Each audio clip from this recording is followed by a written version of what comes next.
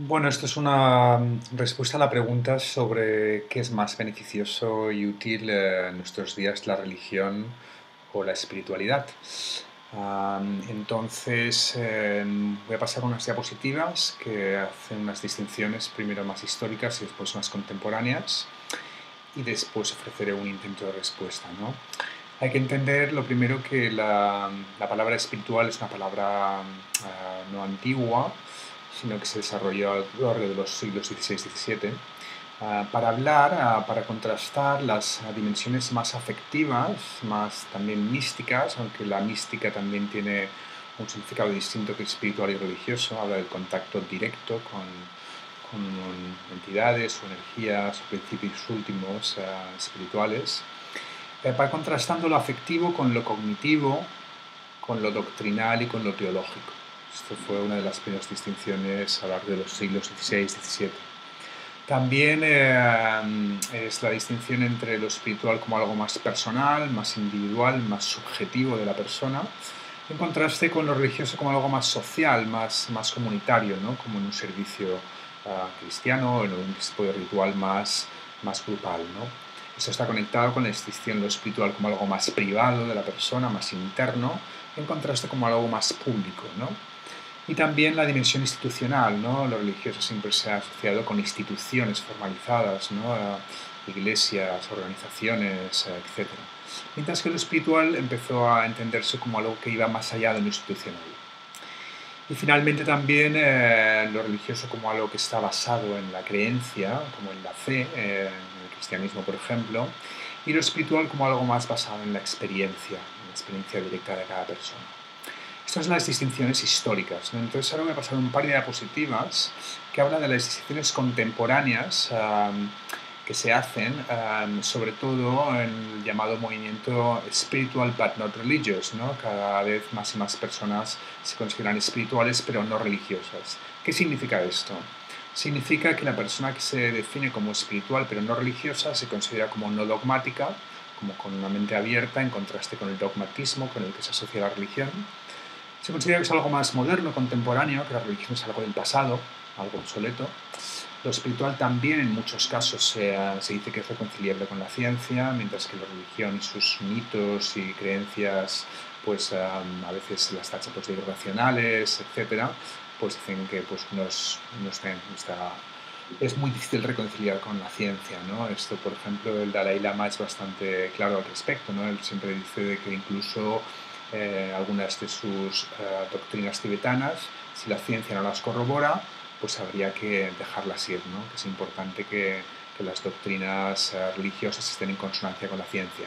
Está apoyando una postura como más espiritual en ese momento, ¿no?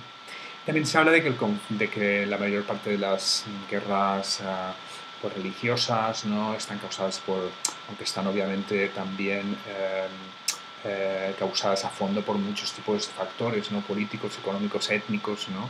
Pero también esta idea de la doctrina, ¿no? De la creencia de que bueno, si Dios está de mi lado es más fácil matar a tu vecino, ¿no? Entonces como que lo religioso, lo dogmático causa conflicto y divide, mientras que lo espiritual promote la paz y unifica, ¿no? En resumidas cuentas, lo religioso se suele entender como una cosa mala, algo malo, y lo espiritual como algo bueno. Vamos a hacer otra diapositiva para ver qué es lo que se entiende como malo y por bueno en este sentido. Lo religioso, pues lo malo es porque es patriarcal, es jerárquico, es como trascendente, pero de una manera como pues, que a veces incluso pues, desespiritualiza, ¿no? El mundo, ¿no? Y todo lo inmanente, todo lo que vivimos aquí, las relaciones, el cuerpo, la sexualidad, partes del ser humano como muy importantes, esa trascendencia pues las pone de una manera jerárquica como algo menor espiritualmente, algo inferior, ¿no? Y también se dice por esa misma razón que puede ser ecológicamente pernicioso, ¿no? Porque desde esa trascendencia el mundo, por ejemplo, de algunas religiones hindúes, ¿no? Es maya, es una ilusión, ¿no? Y también están mediadas por la tradición, que es la que mantiene el dogma, y también pues, los sacerdotes o los curas o los monjes, etc., ¿no? Y finalmente también eso que es, como decía antes, también como la religión se entiende como algo represivo, disociativo, algo que niega partes fundamentales del ser humano, ¿no? Como el cuerpo o la sexualidad, ¿no? Mientras que lo espiritual pues, se considera que es algo postpatriarcal, ¿no? Democrático, inmanente, resacraliza todo lo que hay, ¿no? También es más psicológico, sensitivo, ¿no? Está más en contacto con preocupaciones postmodernas, ¿no? Sobre la ecología. Y que también habla de ese contacto más directo, ¿no? Con lo divino, con el misterio, ¿no? Con la realidad, depende de lo que cada tradición o cada orientación espiritual considera como un principio último. Hay también algunas más inmanentes, otras más trascendentes, etcétera, ¿no? Y finalmente lo espiritual se considera hoy en día, pues, o se vive hoy en día, ¿no? Se cultiva como algo mucho más integrativo, ¿no?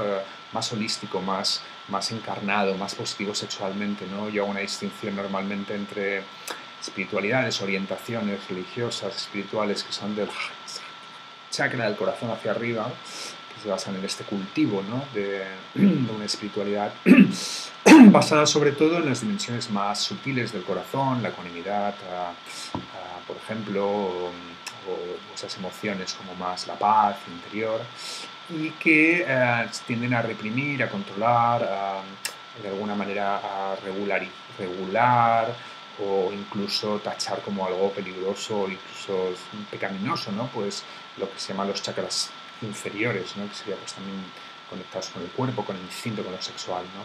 Mientras que la espiritualidad moderna pues tiende a ser mucho más integrativa y holística, ¿no?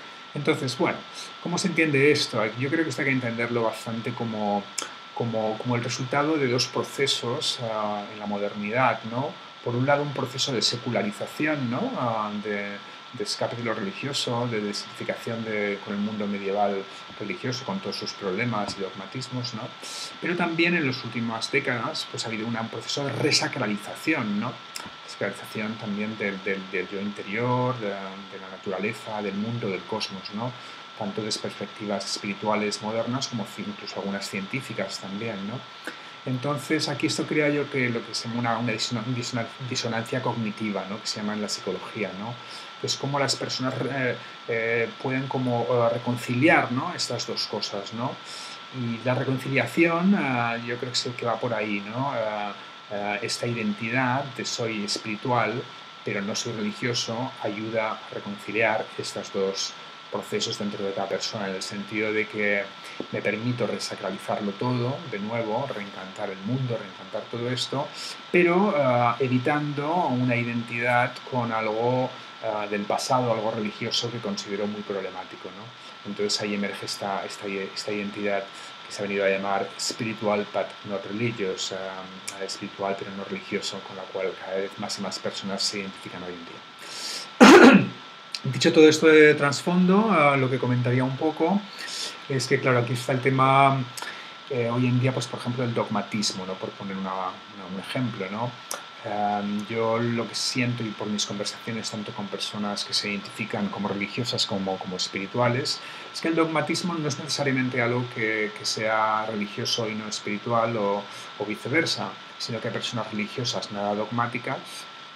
Por ejemplo, yo he hablado con monjes cristianos benedictinos, ¿no? En California, con una mentalidad tremendamente abierta, nada dogmática, realmente abierta a la experiencia, realmente pues muy remarcable y admirable, ¿no?